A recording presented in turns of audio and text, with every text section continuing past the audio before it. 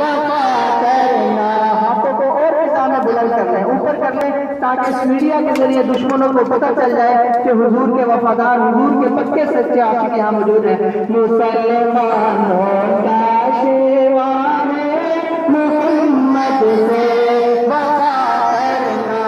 जैसे ही मोहम्मद से वफा करना का लफ्ज आए तब आपने हाथों को बुलंद करना है, नीचे कर लें हाथ। मुसलमानों का शेवा है मोहम्मद से वफा करना।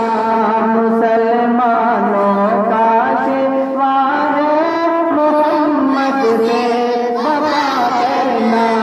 हमें ईमान का मतलब बस इतना ही समझ आया। हमें ईमान का मतलब बस इतना ही समझ आया। रसूल पाक की हरमत फिदा करना। मुसलमानों का शेवा है मोहम्मद से वफा करना। मुसलमानों का शेवा है मोहम्मद से वफा करना। जिसे कटना नहीं आता है नाम से रिसालत पर। जिसे कटना नहीं आता है नाम से रिसालत पर।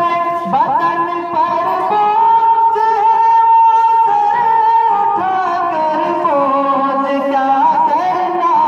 मुसलमानों का शेवा है मोहम्मद से वफा करना। मुसलमानों का शेवा है मोहम्मद से वफा करना। रहीम सा करीम सा हुआ ना था अमर होगा। रहीम सा करीम सा हुआ ना था अमर होगा। ये उनकी शान कदस है बुरों से भी भला करना।